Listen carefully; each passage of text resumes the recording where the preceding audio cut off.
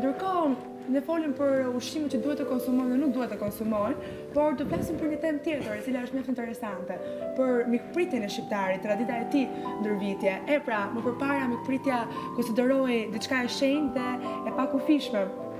Zëra të ndryshëm thonë që në kohën e diktaturës komuniste, kur po bëheshin plane për të ndërtuar një hotel në veri të vendit, banorët e zonës u revoltuan dhe u mërzitën shumë pasi thoshin për çfarë është e nevojshme të ketë një hotel kur dera jonë gjithmonë e hapur dhe mjafton të trokasësh dhe ne të shërbejmë çdo gjë që duhet. Ndërkohë ju ftojmë të ndjekim një insert dhe do rikthehemi përsëri në studio.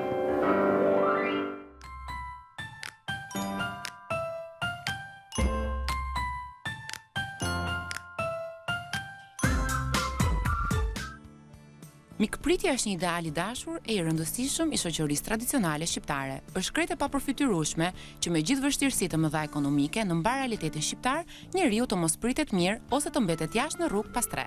Shqiptarët e kanë mikpritjen të shenjtë e të pakufishme. Thonë për shembull se në kohën e diktaturës komuniste, kur bëheshin plane për ndërtimin e një hoteli në veri të vendit, banorët e qytetit në fjalë u ndjen të fyrë e të zëmëruar. Sipas mendimit të tyre, qyteti nuk kishte nevojë për hotel, sepse çdo udhëtar që do kërkonte vend për të qëndruar mjafton të trokiste në çdo derë për të ngrënë e për të kaluar natën. Mikpritja konsiderohet institut dhe zakon popullor. Ai që hynte në një shtëpi vije vetvetiu menjëherë në mbrojtjen e saj, domethënë i zoti i shtëpisë mbante përgjegjësi për sigurinë dhe nderin e mikut deri kur ai të dilte jashtë shtëpisë ose tokës së tij.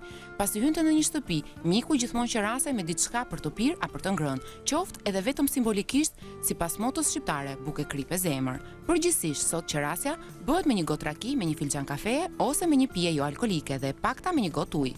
I zoti i shtëpisë e ka për detyrë të bëjë mikun të ndjehet sa më mirë dhe të përpiqet i përmbush të gjitha dëshirat. Rregullat e mikpritjes shqiptare janë kodifikuar në të drejtat zakonore të veriut, sidomos në kanunin e Lek Dukagjinit.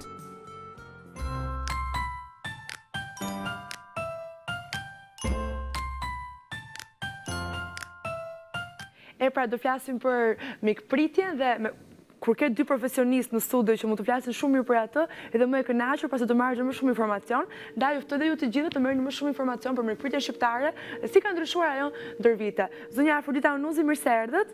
Mirë se u gjej. Ju vini nga Instituti i Antropologjisë, kënaqësi që ju kam në studio. Faleminderit. Dhe zoti Zydis Dervishi, sociolog, mirë se erdhët, kënaqësi të rikemi përsëri në studio. Përshëndetje, mirë se erdhët në studio. Ndërkohë do doja të di kjo etiketimi që na është bërë si mikpritës, është i vërtet apo na i kanë thënë këtë gjë kemi mësuar dhe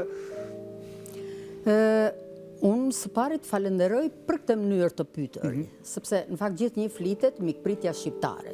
A thu se vetëm shqiptarët dinë të presin, kanë teorikisht të themi, madje jo thjesht teorikisht, po mikpritje kanë të gjithë popujt, të themi. Çdo popull ka mënyrën e vet si i pret miqt. Kështu që në këtë kontekst mikpritja është dhe tek shqiptarët, po pastaj është në variantin shqiptar, të themi. Dhe sa për edhe djenit të telespektatorëve, kjo është një gjetje në fakt e të gjithë popujve në kushtet, të themi, vite, shekuj më përpara, kur mungonin hotelet, hanet, mundësit për të strehuar, udhëtar, njerëz të ndryshëm që kishin nevojë të shkonin nga një krahin në një tjetër, nga një fshat në një fshat tjetër apo nga një fshat në një qytet, domethënë të udhtonin gjatë, madje edhe përtej kufive ta zëm të vendit të tyre, në mungesë të vendeve për të fjetur, duhesh, domethënë diku të strehohesh, të gjeje një vend për të futur kokën ta zëm. Dhe në këto kushte pra lindi nevoja në mënyrë krejt të natyrshme çdo populli që të priste.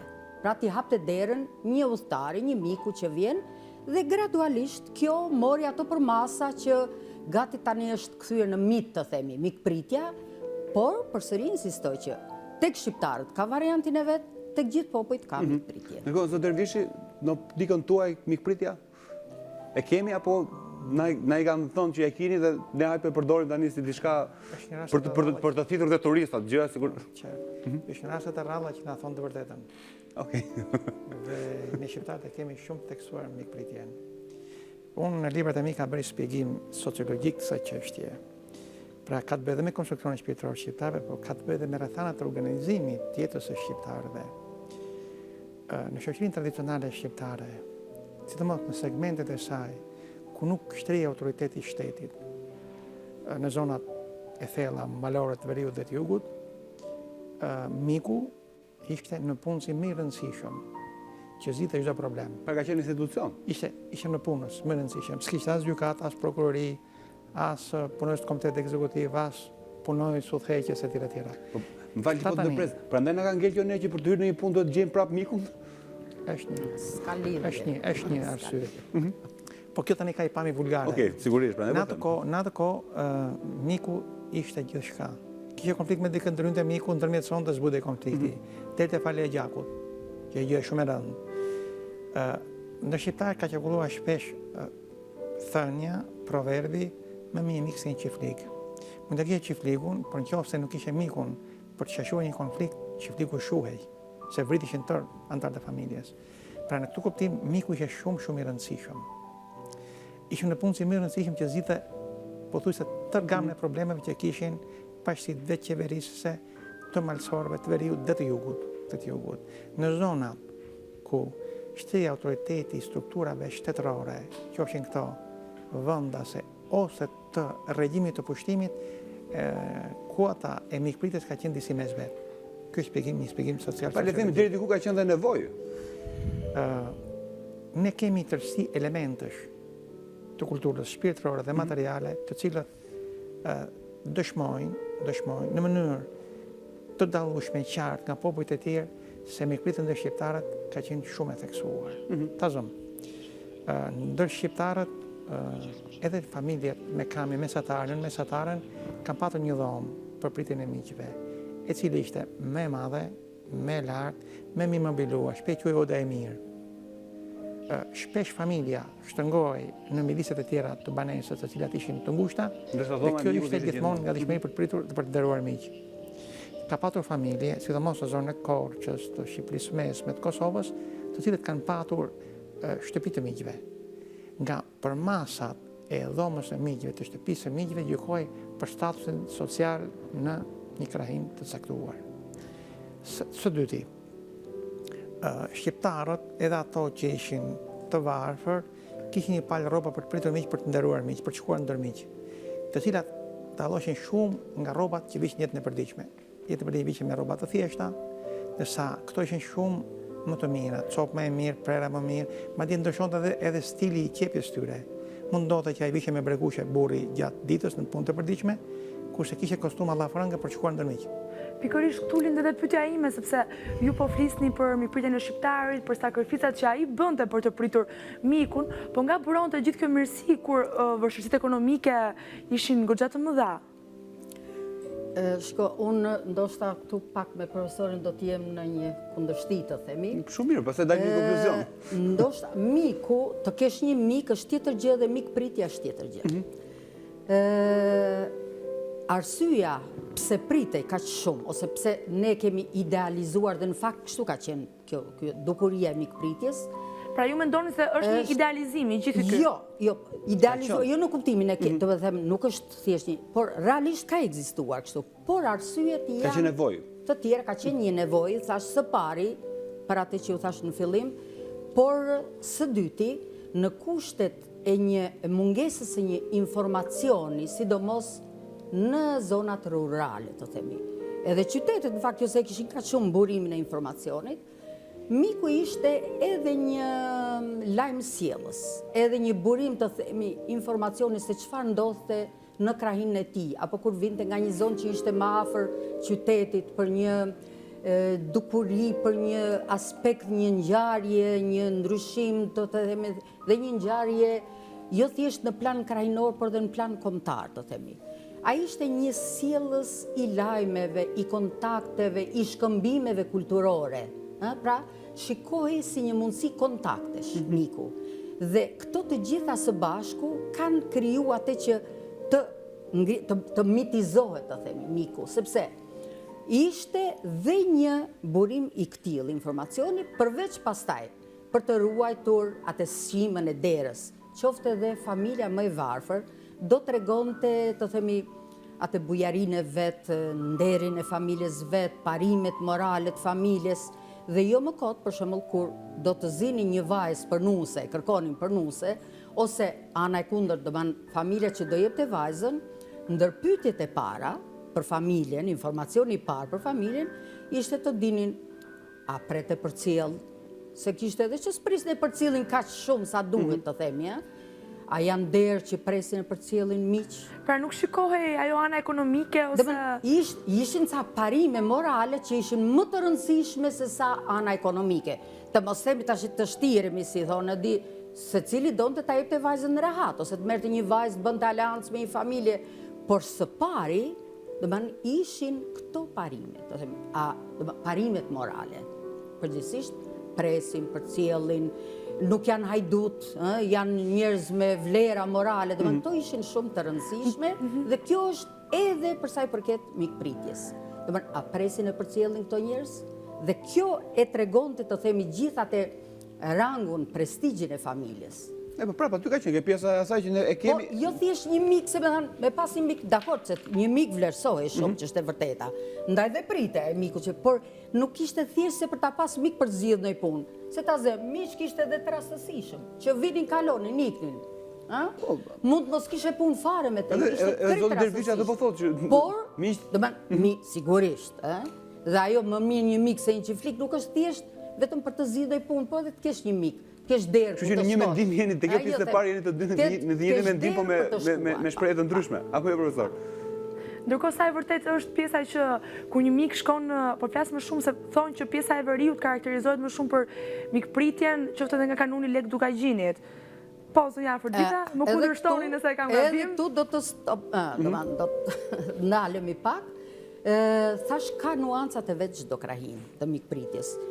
Për ne etnografët, në fakt, jo vetëm për sa i përket mikpritjes, por për çdo dukuri kulturore, qoftë kulturës materiale apo shpirtërore, për shembull nuk di të them të më pyesin, ose kur më pyesin, cila veshje është më e bukur.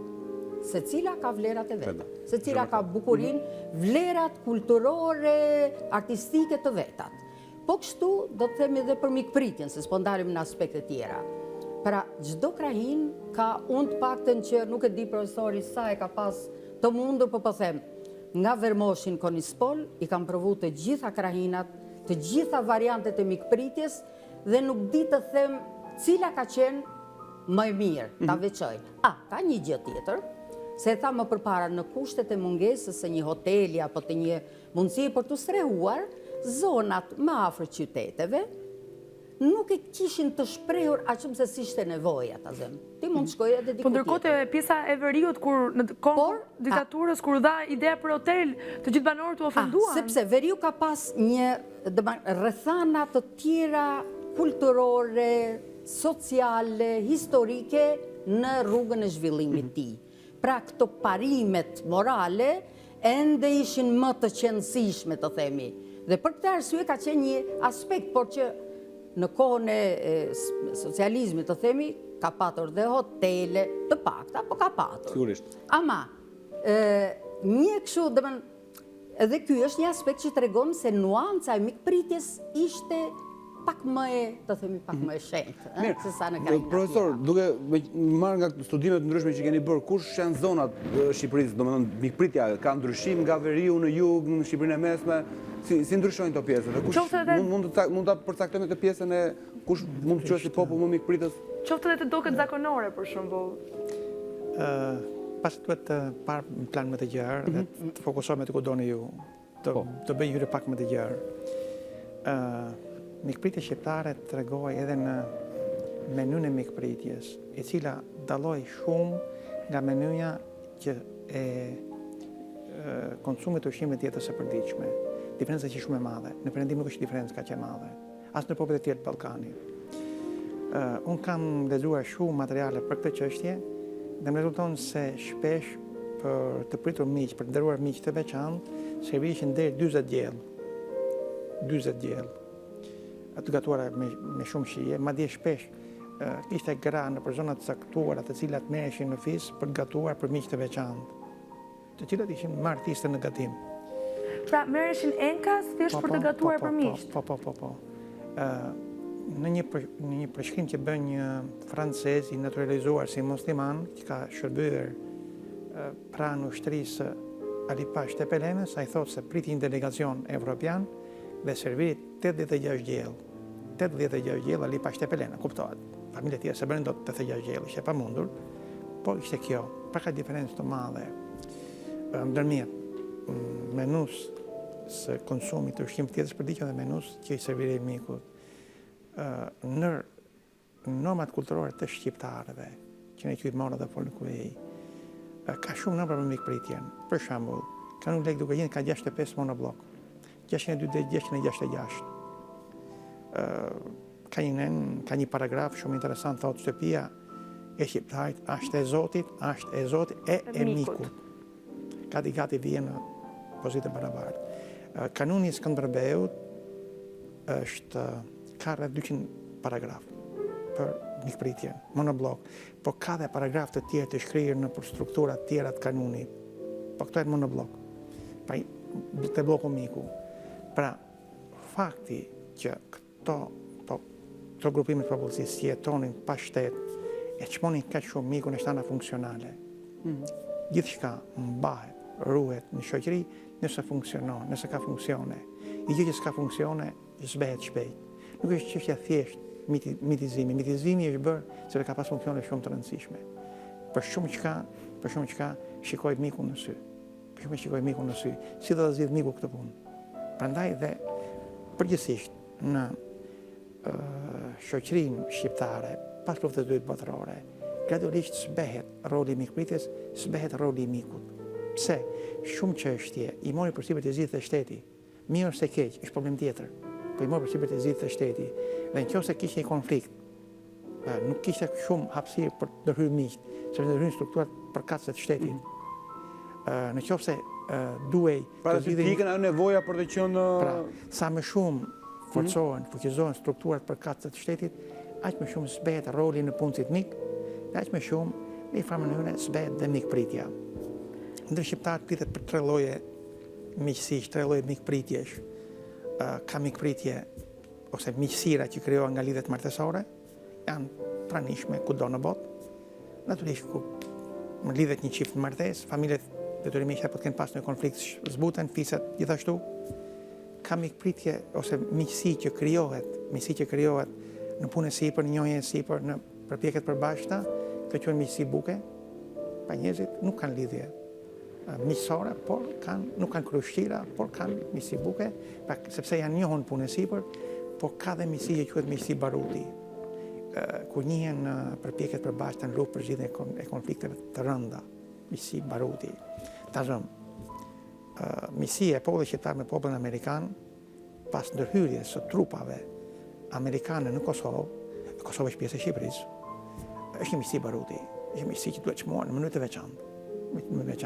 Një çështje madhore e kombit shqiptar, e mbetur pezull, që nga mbështetimi i Shqipërisë në 1912-ën u zgjidh në sajt ndërhyrjes ushtarake të një shteti, i cili prit vërtetës në shumicë dërmuese është i krishterë dhe ka luftuar kundër një shteti krishterë në dobi të një kombi i cili në shumicë dërmuese është musliman. Pra, këtu kemi një padyshim ka dhe shumë pra kanë qenë shumë faktorë që të cilët e kanë nxjerrë më në padë mikpritjen shqiptare. Këto lloj miqësi quhen miqësi baruti dhe ruhen më gjatë. Ndaj këtyre miqësive përgjithsisht shqiptarët janë më të ndjeshëm, më sensibil dhe ndjehen më të obliguar. Duhet theksuar se sot miku ka humbur shumë funksione që ka patur përpara. Mënyra organizimi i jetës, ritmi i jetës është i tillë që ne sot nuk kemi shumë kohë të presim të shoqërojmë miq. Unë për shembull nuk mund të lë leksionet një javë për të pritur për shoqëruar miq. Kështu dhe kolegët e mi. Mirë, më përpara ka qenë ke pasur më shumë kohë që i përkushtohesh mikut? Jo, nuk kam patur më shumë kohë. Unë jam unë pedagog në universitet kam qenë gjithë jetën. Por brezat paraardhës kanë patur më shumë kohë, sepse intensiteti i jetës, ritmi i jetës ka qenë më i ngadalshëm. Dhe nëse unë sot marr shumë informacione, marr rrugë të tjera përmes mediave të ndryshme, atko miku shërben si burimi vetëm që sillte lajmet nga qyteti në fshat ose e kundërta. Pra, në këto kushte ka ndryshuar shumë çka në jetën tonë dhe nuk mund t'i kthehemi në një miqësi tradicionale të mjedizuar të dikurshme. Edhe sot, ne, kur mblidhemi edhe të afmit, shkojmë në lokal. Pse? E zonja e shtëpisë e ka vështirë të gatuaj, ta zënë mjedisje të ngushta, familjare, për 20 veta. mblidhen lokal njerëz. Para mezi prisnin të blidheshin 20 veta në një Të shtëpi. mblidheshin në një shtëpi. Mirë, po ka patur edhe dhomë miq, ka patur dhomë më të mëdha. Dhomat sot janë formatet e vogla, nuk pranojnë. Pra kanë qenë kushtet e jetës në ato kohë që duhen parë në sistem mikpritja të theksoi më shumë. Sot shoqëria shqiptare ka pasur transformime rrethore. Për mua, ajo mikpritje që ka qenë një traditë shumë e fisme e shqiptarëve, natyrisht është një vlerë. Natyrisht ne me këtë duhet të mburremi, duhet ta ekspozojmë. Është shkruhet në histori se besoj në kohën e sotme. Sot ne nuk mund të aplikojmë atë gjë. Përpjekje për të aplikuar atë gjë do na bënte Don Kishot. Do na bënte Don Kishot. Për mua, për vete, nuk kam një dëshirë të madhe që shkoj te shtëpitë e tjerëve. Si mik. Të flasim pak edhe më vonë për të pjesën më mirë në shtëpi apo në restorant ose lokale. Po ndërkohë, zonja Afrodita, ajo shpreha që ka bërë gjërë në gjithëraveve shqiptare, buke kripe zemër, ka qenë pra një kryefjale e mikpritjes? Kjo është ana etnografike e bisedës. Në fakt dhe unë posaçërisht jam për këtë anë këtu, në fakt. Dhe do ta filloja nga për t'i dhënë këto dimensionet mikpritjes, thjesht mikpritjes kështu, protokollit të pritjes së mikut, protokollit të themi, tradicional në krahina të ndryshme. Gjë që fillonte me thirrjen e parë, të themi, të mikut që vinte, kalonte pranë një shtëpie, duke ju drejtuar të zotit shtëpis, o i zoti shtëpis, a pranon miq, a do miq, dhe mënyra, dalja me një herë të zotit shtëpis në derë, në krye të shkallëve apo të derë apo të ishte banes një kaçe, dhe angazhimi i tij qofte edhe me mimikën si e ftonte të futesh në shtëpi, është një ta themi neni i parë i këtij protokolli ose rregulli i parë i këtij protokolli për ta pritur mikun. Pastaj është mënyra si e fton për të futur në shtëpi, për të futur në shtëpi, në dhomën e miqve, qoftë kur ajo është një dhomë, një pjesë kënd i banesës përbashkët, qoftë kur është, si tha Zydiu, edhe një ndërtesë më vete, po që në fakt kjo ishte shumë e rrallë, ishte në rangun e familjeve të pasura. Përgjithsisht, oda e miqve është pjesë e banesës të familjes. Por, kuptohet, zgjidhej këndi më i mirë, pjesa më e mirë ku e rrifte dielli, më e ndriçuara, pastaj kujdesi për ta pajisur odën e miqve brenda, është gjithashtu pjesë e protokollit. Në qoftë se në mjedise tjera rrihej në kënde të thjeshta, ose në krahinat e Shqipërisë veriore dhe në stola druri, dyshemeja e shtruar me dhe, dhoma e mikut, oda e miqve që i thonë, ose oda e mirë si i thonë në Korçë, me disa kështu përcaktime, është e shtruar anë e kënd me lloje qilimash, me qilimat më të mirë që mund të kishte familja. Fakti që çdo vajzë, çdo nuse të them, që futesh në një familje, detyrimisht do sillte në paj një qilim ose një segjade apo velencë që do t'ishte, po nga velenzat më të mira të dorës parë, që thot populli, pra të kategorisë parë, për ta shtruar dhomën, për të lyer muret, apo për të zbukuruar tavanin, dhe zakonisht gdhendjet artistike në dru më të bukurat, më të realizuarat i kemi në odat e miqve. Pastaj mënyra se si vendose miku, është zakonisht i konceptuar dhoma e miqve përballë derës kur futesh, është ogjaku, i zbukuruar në mënyrat më të mira të mundshme, pra varësisht nga pasuria e familjes. Pse bëshin gjithë këto gjëra? Kjo ka disa edhe për t'i siguruar mikut ndenje të rehatshme, për ta pritur mirë, pjesë e rehatlikut të themi, por edhe për të treguar pozicionin e familjes. Njëkohësisht dhe atë dëshirën për të pritur mikun, pra janë një kompleks gjërash që e bëjnë në dhomën e miqve në të mirë. Po, cila zoni ka patur më në pak këto tradita që ju sa përmendët me odën? Përsëri, unë nuk e them cila i ka pas, sepse se cila i kishte në mënyrën e vetë. Se cila në mënyrën e vetë. Merrnin ta zëm, Shqipëria e Veriut vinte merte drug dhëndës, nga zona e Gollobordës, nga Berati, nga Opari, dhe i përdorte, i merte me pagesë për të zbukuruar tavanin e Odës Migjve. Kështu që, nuk e them dot se cila krahine kishte më të shprehur, sepse se cila në mënyrën e vet e shtronte, e pajiste, po të themi, edhe takëmin e kafes. Mund të mos pinte kafe për ditë ose pinte kafe Elbi, për miku ndërrui kafe Jemeni, sepse prej andej vinte në atë kohë, po flasim gjithnjë për një traditë, pra deri në prag të luftës dytë botërore. Profesor, ne e thamë, e cikëm pak më përpare që ka ndryshuar, më ardhën e kohës, sot vjeta është bërë më vrullshme, mundësia për të pritur miq nuk është se është aq e madhe sa shka që më përpara dhe normalisht ngelen shumë kohë.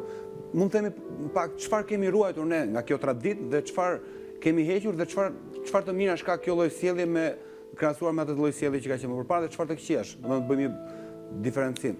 Për të vërtetës, shoqëria shqiptare sot është një shoqëri që jeton një periudhë anarkie, me keqardhje them.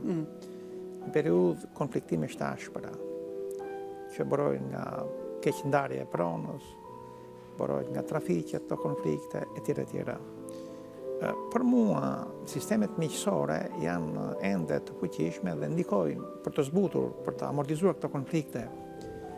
Në periudat më të razuar të shoqërisë shqiptare të këtyre viteve të fundit, sidomos në 96, 97, 98, unë kam konstatuar se në zonat ku sistemi i lidhjeve miqësore, fisnore, është më i fuqishëm, ka patur më pak krime. Ndërsa në zonat ku policia ka qenë më përzier, ku ky sistem miqësish ka funksionuar më zbet, ka patur më shumë krime. Në këtë kuptim, diçka ruhet dhe diçka është mirë të ruhet në këtë kuptim. Por unë mendoj se disa element të protokollit të mikpritjes, të cilët kanë qenë shumë të rënduar, realizimi i cilëve kërkonte shumë kohë, unë mendoj se ata janë të tejkaluara. Për mua tani, unë verej në sidomos në Tiranë, qytetet e mëdha të Shqipërisë, njerëzit e kanë më të lehtë të takohen në kafe, të pinë kafe në kafene. Pse? Aty mund të filloj dhe mund të mbaroj biseda më shpejt, në mënyrë më dinamike, se sa në shtëpi. Sepse është shumë vështirë që ti thuash miku që shteret muhabeti, shteret biseda dhe kurse ashtu janë më të lishëm njerëzit në kafe. Kur vini në shtëpi sot, bisedat bëhen pak më të kontraktuara, pak më të vështira. Unë kam patur babaj në brigatën e 11 sulmuese. Pasi baba iko nga kjo jetë, domethënë neve na binte ftesa çdo 5 vjet për të marrë pjesë një nga pjesëtarët e familjes. Takonte mos i djali i parë të vinja. Them drejtën, disa vite, disa herë nuk kam vajtur, dhe kam vajtur për herë të parë në vitin 84. Promovimi i kësaj brigade që bërë në Fier. Ato kishin një zakon që atë natë ish partizanët dhe ato që ishin pasardhës të tyre, dhe më në shkojnë vend babajt, se shkanë qenë vetë partizan, shpërndashen për familjet e qytetarëve. Unë këtë pjesë e kja të papërballueshme psikologjikisht. Dhe them të drejtën, kur isha pedagog në fakultet, kam shkuar për herë të parë, sa po isha filluar punën, në 84, isha pedagog, dhe sigurova një dhomë në hotel, me turizmit të Fierit, dhe pasaj kam shkuar, pasi ka siguruar dhomën. Ndonë se kam siguruar me pak marifete, sepse isha dhënë porosi që të mos u shërbej në hotel këtyre të shkonë gjithë në shtëpite këtyre. Një farë mënyra, ai protokoll i rënd, ai protokoll ku duhet të rish me mikun 2-3 ditë, më duket edhe humbje kohe, sot për sot. Një farë mënyra njeriu ka nevojë të takojë me një mik, të zgjidhë një problem, të zgjidhë një gjë dhe pastaj të shikojë jetën e vet. Unë duke qenë se kam Pa do ta kemi mikun për interes pak a shumë? Jo, se them për interes. E në këtë pikë unë më shumë kam dhënë shumë më tepër sa kam marrë. Kam ndihmuar shumë më tepër sa kam kërkuar ndihmë. Më pëlqen ta kem të bilanç. Më pëlqen mos kërkoj fare ndihmë, dhe të ndihmoj sa të mundem të tjerët. Ti jam altruist në kuptimin kështu domethënë. Mirë, do ndjekemi material. Okej. Problemi është jo, por njeriu duhet të ketë, unë për shembull kam shumë angazhime për të shkruar libra, shumë angazhime në universitet. Them drejtën, nuk kam më shumë kohë sa të dëgjoj edhe muhabete shpesh pa bukë që mund të bëj njerëz nga më të ndryshme të cilët vinë, i mbaroj hallin, punën, jap kafen, jap drekën dhe duhet pasaj. Mi profesor, kanë të mirën e tyre të ato? Në aspektin social, unë mendoj që ende ka vend për t'i zhvilluar këto vizitat, miqësit, ruajtjen, jo në kuptim mikpritjen, po domethënë shkëmbimet sociale, shkëmbimet ende duhet mbahen sepse ka një vlerë tjetër në këtë aspekt, njohje, miqësi, shkëmbime përvojash, kemi nevojë përsëri të rrim me miq, me njerëz, të shkëmbejmë përvoja, mendime, të përfitojmë për njëri tjetrit, nuk flas vetëm si në pozicionin e etnografes, sepse ne në fakt nuk i zhvillojmë dot bisedat, kërkimet tona në terren duke flet në hotel. Pse? Sepse që të kuptosh qoftë edhe traditën mikpritjes, po edhe dukuritë të tjera kulturore, ti duhet të jesh në atë mjedisin ku jeton ai, ku vepron, ku lëviz. Shikosh çdo pozicion edhe mënyrën si ulet, për të kuptuar, për të bërë të dallimet e variantet e mënyrës si jetesës, por nuk po them thjesht për ne etnografët kërkuesit që duhet të mbetet kjo, por edhe në kuptimin kështu shoqëror, duhet të ketë shkëmbime, lidhje, ke nevojë edhe për të nejtë jo vetëm në hotel. Dhe dua të them që mikpritja vazhdon dhe shkëmbimet vazhdojnë në zona rurale. Në zona rurale ti nuk guxon me shku me flet në hotel. Nuk të lën. Nuk të lën dhe ruhet. Në qytet po.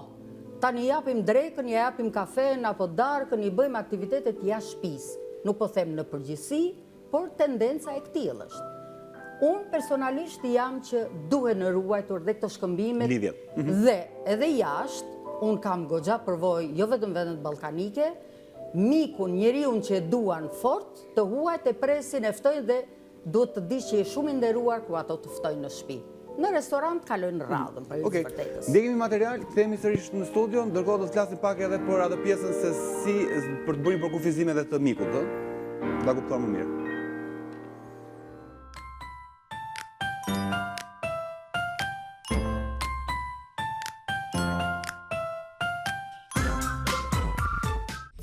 Dera shqiptare gjithmonë ka qenë e hapur për mikun, është virtyti që nësishëm i shoqërison.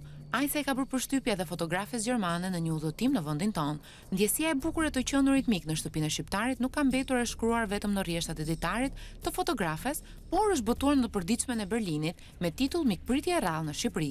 Jam me motocikletën time në portin e Korfuzit. Në dorë kam një bilet për tragetin që të çon në Sarand, në Shqipëri. Malet të zhveshura me disa njolla jeshile qëndrojnë përpara meje. Vërtet do të shkosh atje? Edhe mund të kthehesh. Nuk ja kam as iden më të vogël se çfarë më pret.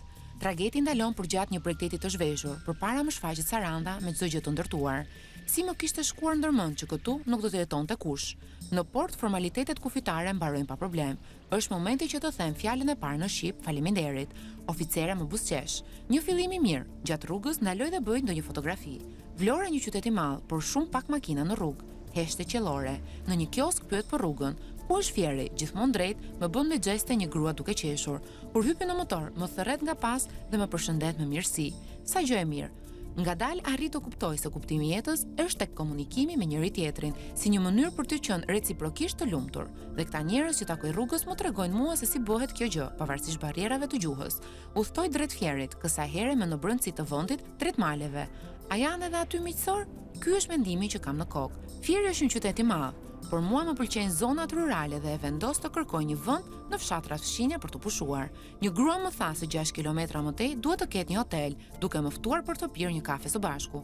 Jo, më vje keq, dielli po perëndon dhe unë nuk udhëtoj në errësirë, mundohem ta sqaroj. Por bam, motori im nuk ndez. Edhe këtë kisha mangut. Ndërkohë, dielli është dukur dhe unë nuk kam ku të kaloj natën. Shkoj tek shtëpia që kam më pranë dhe pyes nënën e moshuar që më del përpara nëse mund të kaloj natën aty. Ajo kupton vetëm shqip. Dalin djemt e saj dhe ua bëj pyetjen në anglisht. Nguroj një sekond dhe më pas qeshin, po hajde brenda, do jesh mysafirja jon. Motocikletën e shtym për në obor. Motra e tyre më servi një kafe të mrekullueshme. Babai dhe fëmijët vijnë brenda. Më pyesin dhe u përgjigjem me qejf. Nga vjen? Ku shkon? A je e martuar? A ke fëmijë? A do të blesh një shtëpi në Shqipëri? Ku punon? Për çdo pyetje e kam një përgjigje. Në darkë sjellin produkte të përgatitura vet. Kos, mishpule, vezë, gjithçka nga obori i fshatit. Më pas më thonë që të flen në dhomën me motrën dhe fal ajrit të freskët, kdhiem herët në mëngjes. Detyra e parë të rregulloj motocikletën. Mikpritësit më habitën, më ftojnë për të qëndruar akoma, por unë duhet të lëviz. Sot pendohem që nuk qëndrova më shumë.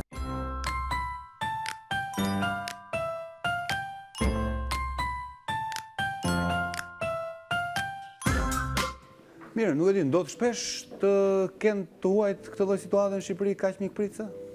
Tani një të flasim, kjo gjë nuk ndodh vetëm në Shqipëri. Kujdo që ti drejtohesh në çdo vend tjetër qoftë për ta pyetur për një adresë. Në Zvicër nuk ndodh kaq shumë. Ta pyes për një adresë zërnata nuk do të njëri hajde në shtëpi sikur çfarë ndodh. Në zona rurale ku do ndodh? Në thjesht në zona rurale nuk ka mungon një me të rregullu motorin apo të prish makina, kush do ta ofrojë? Po mirë, kur që ka normale në zonat e tjera, pse vajzat nga Gjermania i kishte bërë kaq përshtypje? Unë nuk e di pse pas ka bërë përshtypje, se mua më ka bërë përshtypje mikpritja në Gjermani për mua. Në Mynin, rrethinat e Myniut më ka bërë përshtypje të jashtëzakonshme, mënyra si më kanë prit njerëzit. Ndoshta ju kanë marrë si gjermane. Jo si gjermane, sepse unë s'fola gjermanisht. Tani, jo për të treguar se gjithë shqiptarët kanë shetit, edhe nuk është çudit them unë se kam qenë këtu apo kam qenë atje.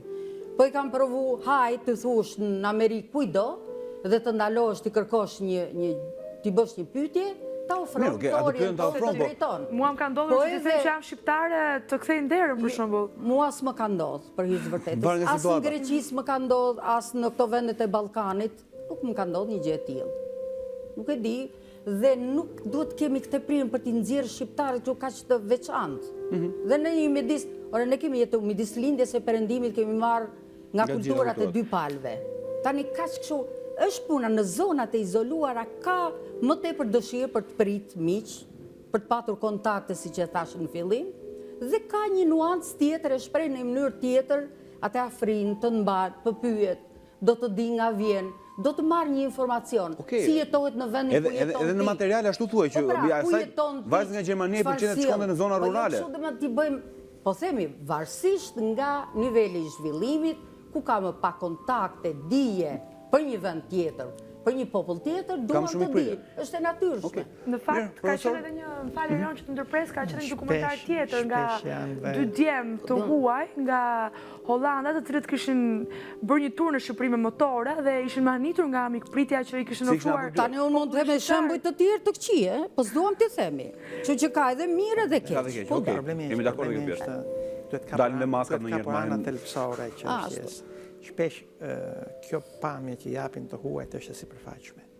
Nuk është telpsore. Natyrisht shqiptarët që janë dhe kaq mikpritës, shpesh janë dhe të bezdisët me pyetjet e tyre, madje shpesh edhe po të bezdisin se përderisa fusin miku në shtëpi duan dhe informacione rreth tyre, mendoj unë. Thot një shok timi për gjyshen e vet.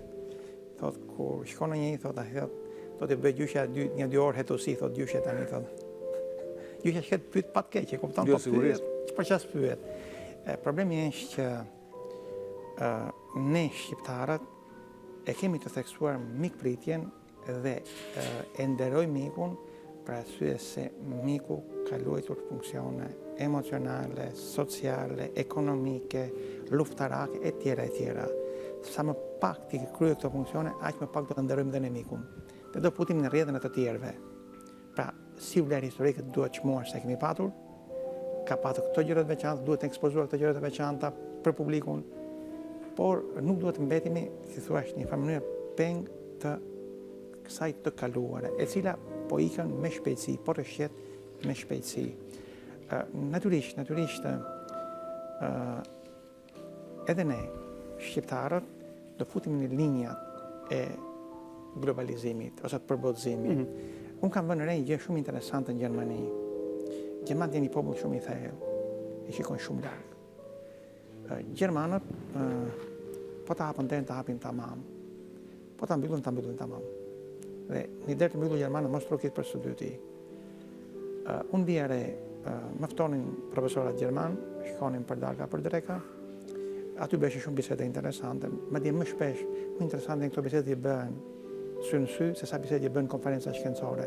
Në konferenca shpesh janë gjërat më protokollare, janë të shkruara, materialet i merr gatshme të shkruara, të botuara, po janë më shumë të rëndësishme në këto takimet. Dhe unë vija re që ata më qonin lokale shumë luksoze. I ftoja unë, vinin, po me shumë marifet e ndërtojnë në atë mënyrë bisedën që të shkojnë në lokale të cilat ishin të mira, goxha të mira, po ku shikoja faturën në fundon çmimet të qenë shumë më të lira. Pra, lokale që dintos, qenë më të lira. Në një farë mënyrë ata kërkonin që unë të paguaja më pak.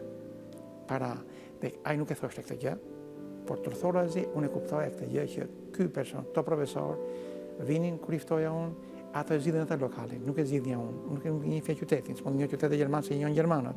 E zgjidhin lokalin, thojë një lokal në restorant shumë të mirë, që ju e pëlqen, më çonin. që atyre u pëlqente, ishte i mirë, dinjitos, po në paguaj shpejt 2-3 herë më pak se që paguajnë ata. Unë vija re që ata kishin dëshirë të vinin, ta bënojnë respektin, por shikoni edhe anën ekonomike tonë që ata dinë që ne nga anën ekonomike profesorë shqiptarë jemi shumë më dobët se sa qenë ata. Pra të paguajnë në restoran. Unë vija re këtë gjë.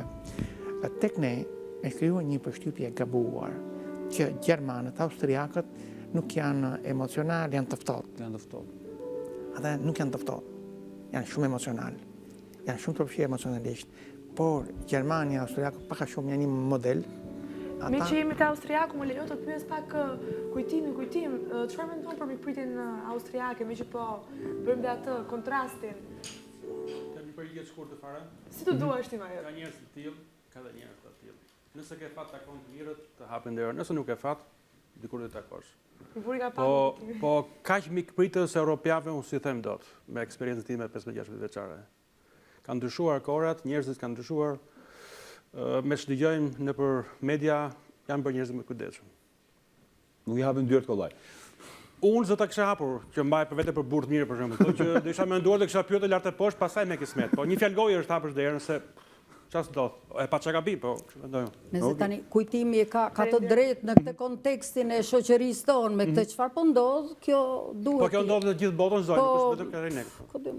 Atje ku rregullat janë përcaktuara, ku vepron ligji, ku nuk bën dot kaq kollaj si të duash. E shoh që zonjë Safordita i pëlqeta shumë mikpritja jashtetit? Jo, mua më pëlqen mikpritjet e gjithë popujve, jo të jashtetit, mos ta themi jashtetit. Unë them gjithë popujt kanë mikpritjen e vet. Ta marrë profesori idenë që kishte nisur. Ta mbaroj idenë.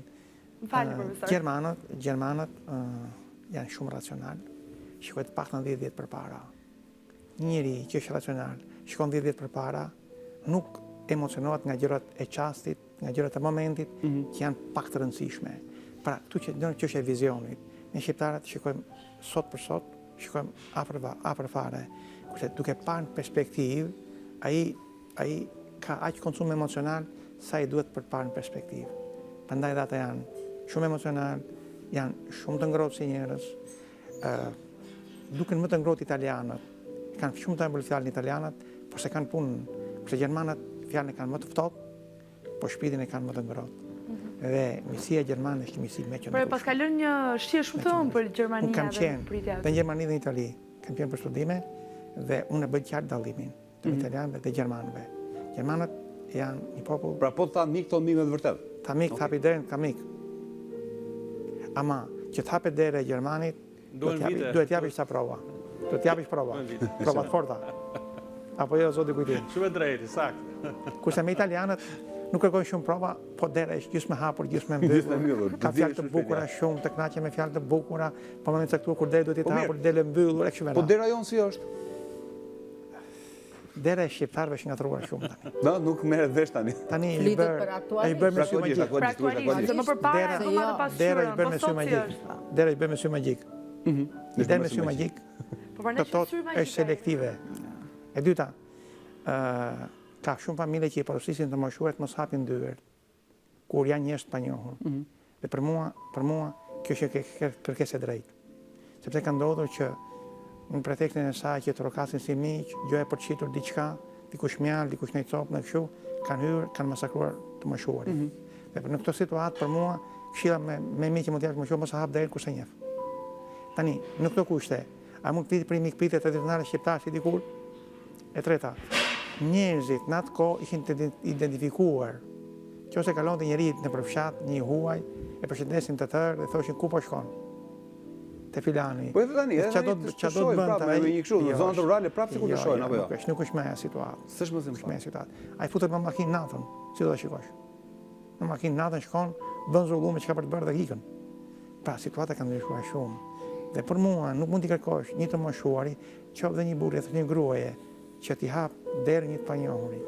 Që ai mund të jetë kriminal, vjen për të vjedhur, nuk është problemi i vjedhjes, s'ka që vjedh, po problemi është masakron pjesëtarët e familjes. Kështu që tek ne kjo pjesa e traditës miqësisë është zberur. Zberur shumë gjëra kanë lëvizur. Shoqëria shqiptare nuk është më dikurshmja. Përzgjedhja e popullsisë, fakti që nuk ka më një ekran sy njerëzi që shikonin ku po shkon filani, si po shkon filani, çfarë lidhje ka me filanin, po të ndodhte gjë në fshat, në kohën që u pa një person i vetëm, kush do ta kishte, ai do ta kishte. Kjo gjë. Kështu që deri diku zonja Unuzi kishte drejtë kjo pjesa e ndryshimit. Ndryshon varësisht nga kushtet historike, nga kushtet ku zhvillohet. Çdo dukuri kulturore është e lidhur me kushtet ku zhvillohet. Mirë, ne kemi ardhur drejt fundit bisedës, nuk e di nëse keni diçka të fundit të shtuar. Realitetin, emocionin nga e vërteta që është e ftohtë. Shoqëria ka ligjet e veta të funksionimit të saj. Për te këtyre ligjeve është vështirë të gjykosh me emocionalitet. Jo, është vërtet kjo pjesë. Profesor Januzi, diçka të fundit? Jo, unë së fundi po them gjithnjë në pozicionin e etnografit, dua që të vazhdojnë pritjet përcjellit jo në përmasat sepse janë kushtet, po që të shkëmbesh miqësira, ecejakje me njëri tjetrin, kontakte, njohje, unë e dua këtë anë dhe e them kështu e jap si një porosit. Kuptot, jo porosit që ku shkoni ju të Institutit Etnografisë, ju e gjeni hapur gjithmonë dyert. Po, e gjem dhe çuditërisht për ne ka mikpritje gjithnjë.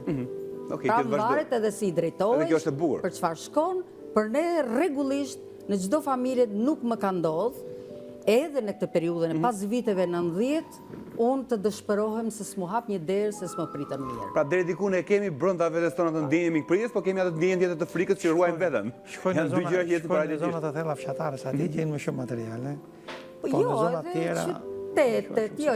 Edhe qytetet se mbaret si i drejtohesh. Edhe për shembull unë kam shkuar në Shkodër dhe kam provu përmasat më të mira të mikpritjes. Në Korçë, edhe për gjirokastritët që ka një rezervë, kështu të them. Ka ndryshuar me kohën. Unë e kam ndjerë vetën mirë dhe pavarësisht këtyre dukurive që lidhen, njerëz të mirë, tha kujtimi mirë varet ku troket. Njerëz të mirë e të këqij ka pas në çdo kohë. Kështu që unë falenderoj shumë që ishit në studio, mirë është që t'i ruajmë traditat dhe atë ndjenjat tona, por s'kemi çfarë i bëjmë. Ndonjëherë ndodhet kjo situata. Po Kristi. Ndërkohë ne ju ftojmë të ndjekim një material, një intervistë që gazetarja jonë Marinela Bresa ka bërë me shefin më të lartë ekzekutiv që mban titullin në Greqi pra si më i miri, me zotin Jovan Prifti. Ndjekim materialin dhe rikthehemi përsëri në studio.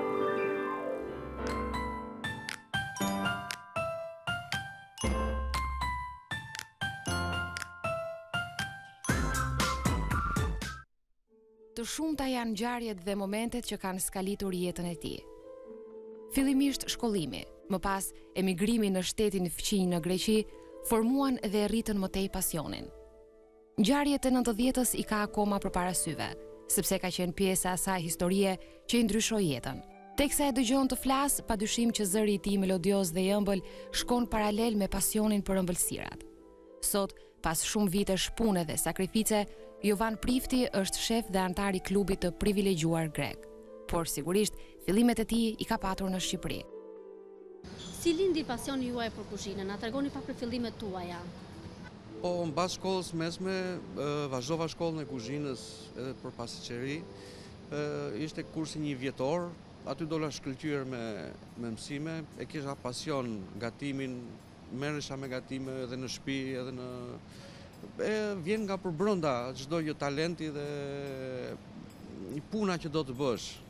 Nuk vazhdova shkollën e lartë, kisha dëshirë të bëhesha kuzhinier pasqer, edhe vazhdova rrugën. Pas shkollës kuzhinës punova në Kavalishens, bëra praktikën 3 muaj, ku aty u lidha direkt me punën. Ishte një përvojë shumë e mirë, shumë e fortë do të thoja për vazhdimin e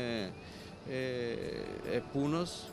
Mbas asaj na zuri imigracioni, vajta në Greqi në 92-shin, ku fillova direkt punë si pasqer, krahas kësaj punoja dhe punë të tjera, si në pizzeri, punoja punë ngarkim-shkarkim ku do të gjeja, sepse emigracioni shumë i vështirë dhe mundoheshim që të plotësonim rrogun ku do të ishte. Keni afro 25 vite që jetoni në Greqi si emigrant, na tregoni pak për integrimin tuaj në këtë vend. Sa të vështirë keni patur? Integrimi në emigracion është shumë i vështirë. Është shumë duhet të bësh shumë përpjekje e të marrësh pak. Megjithatë ajo pak që morëm dhe ajo pak që na dha një shtytje të rëndësishme për jetën tonë.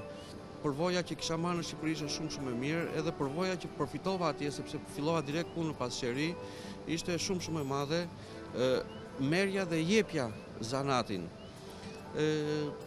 Kam punuar në pasqeri afërsisht 10 vjet. Kam një biznes tani furbuke pasqeri afërsisht 13 vjet, një biznes i shkëlqyeshëm. Rruga që kemi ecur deri këtu është një rrugë me baza të forta dhe kur ke baza të forta për diçka që bën, besoj sepse është shumë e vështirë që të shëmbet kjo bazë. Më thatë se po të kish baza të mira, ecet përpara. Në fakt, një bazë shumë e mirë për ju është edhe diplomimi. Na flisni pak për diplomimin që keni pasur. Jam afërsisht mbi 13 vjet antar i klubave të shefave, të kryeshefave të pasqerisë dhe kuzhinës në Greqi. Jam i diplomuar me titullin më të lartë executive chef. Është një titull që të jepet me një përvojë pune, të jepet me një stat kohor që duhet kesh realizuar, nuk mund të jepet në hapat e para të shkollimit, edhe këto duhet kesh një përvojë të madhe. Klubi i shefave të Greqisë ka luajtur një rol të veçantë në jetën time, sepse aty jam marrë me aktivitete të ndryshme jashtë punës time, kam pas marrë pjesë në konkurse të ndryshme që janë bërë në Greqi, për ëmbëlsira, për çokoladën, për çdo gjë. Kam marrë çmime të rëndësishme, çmime që kanë vlerësuar punën time. Jeni frymëzuar nga modelisja Ema Koja, është shqiptarja e njohur në Amerikë. Na tregoni pak se si ka qenë ideja për të bërë një ëmbëlsirë të tillë. Nga Ema Koja, po. Duke nisur nga fustanet edhe nga ajo bukuria e modelimit që i bënte, unë u frymëzova edhe kopjova një fustan të saj, e bëra kukullën e vesha me atë fustan, po me sheqer, me pastë sheqeri, siç i themi ne në gjuhën tonë. Ishte diçka shumë e bukur, doli shumë bukur në mes të punëve të tjera, ajo ishte diçka e shkëlqyer. Po na flisni për të bukurën, por në fakt e bukura më e madhe e një personi është të kesh një familje të shëndetshme dhe të bukur. Cila ka qenë mbështetja e familjes suaj në gjithë rrugtimin tuaj? Po, unë kam 18 vjet i martuar, kam një djalë 9 vjeç, gruan e kam minoritare, Eleni quhet, djali quhet Stefan, kemi një familje të shkëlqyer. Djali është 9 vjeç, ka shumë qefe, ka shumë dëshira, ka shumë ashtu, po akoma nuk mund të themi që kjo është rruga që do marri, se është shumë i vogël, kurse gruaja më ka ndjekur në çdo hat të jetës time, të cilën e falenderoj, e ka qenë mbështetja ime në jetën time, kemi një harmoni familjare, punojmë bashkë, shesim bashkë, kemi krijuar atë biznesin familjar që i themi. Besoj me kthimin në Shqipëri keni provuar dhe ëmbëlsira të ndryshme në vende të ndryshme. Si me një eksperiencë shumë të madhe që keni, çfarë note do t'i vinit mënyrës së gatuarit një ëmbëlsire në Shqipëri? Shqipëria nuk ka pas këto gamë prodhimesh siç janë tani. Mund të shohësh në Shqipëri janë futur shumë ëmbëlsira të ndryshme. Ka vite që në blok është pasticceria franceze, për shembull, ka vite që janë hapur pasticcerie turke, pasticcerie maqedonase, është futur dhe është bashkuar, është bërë një martesë të ëmbëlsirave tona, neve kemi marrë, po edhe kemi dhënë nga tradita që kemi. Janë shumë lloj ëmbëlsirash që të bëjnë krenar për njerëzit që i prodhojnë, të kënaqin. Me gjithë të eksperiencë, keni menduar ndonjëherë të ktheheni në Shqipëri dhe të vini volën tuaj me një biznes tuaj në Shqipëri? Do të thoja që çdo ditë mendja jonë është në Shqipëri. Pavarësisht se nuk realizohet, pavarësisht se detyrimet tona janë atje tani në këtë moment, megjithatë kurrë mos thuaj kurrë, nuk i dihet. Biznesin sot e ke, nesër se ke, nuk dihet se si vijnë kohët, se si vjen puna. Shqipëria është një fole për neve. Shqipëria është diçka që kudo që shkon mendon për Shqipërinë. Na tregoni pak për planet më të afërta që keni në lidhje me kompeticionet, me organizime të ndryshme. Në 2016 është kongresi i shefave, kryeshefave të kuzhinës. Vjetë u bën në Norvegji, si vjetë është një nder i madh që po bëhet në Greqi. Aty Po bëjmë që tani përgatitjet se çfarë do nxjerrim në pah. Do ishte shumë mirë edhe si Shqipëri, neve të merrnim pjesë atje, të nxjerrim në pah vlerat edhe tradicionalen që kemi. Për shembull në Greqi kanë vendosur që nxjerrin ato mezet që kanë, ato gjërat e vogla, po me uzo, me traditën që kanë, po të nxjerrin diçka në pah të vendit të tyre. Edhe ne si vend, si Shqipëri, kemi shumë anë të mira, mund të nxjerrim shumë gjëra të bukura që të marrin pjesë atje. Biles kanë folur dhe me kryetarin e shefave të kuzhinës atje që ne të përfaqësohemi si Shqipëri atje. Të kemi një kiosk tonën atje e të nxjerrim në pah vlerat tona. Vjet neve midis shumë shteteve neve kishim tavolinën tonë që vum 4-5 ëmbëlsira të mira, 4-5 gatime të mira neve si shqiptar. Edhe na nderuan atje. Ju keni një eksperiencë shumë të madhe në këtë fushë dhe ka shumë të rinj të cilët e pëlqejnë të pasqyrinë, ëmbëlsirat, kuzhinën. Besoj se një mesazh dhe sugjerim nga ana juaj do ishte shumë avant. Cili është mesazhi juaj për ta të rinj? Mesazhi më i mirë për të rinjt që i futen rrugës së kulinarisë është që të bëjnë gjithmonë përpjekje, të mos ngelin në atë që unë mësova sot, nesër jam më i mirë. Gjithmonë nuk duhet të thuash jam i mirë. E mira nuk ka fund. Zanati nuk ka fund, e bukura nuk ka fund. Kjo është këshilla më e mirë, sepse atë që jep nuk do japësh vetëm sot, do japësh gjithmonë. Edhe nuk je as i pari as i fundit, je ai që e gëdhon këtë rrugë. Ju falenderoj shumë për intervistën dhe ju uroj shumë suksese. Edhe unë ju falenderoj shumë.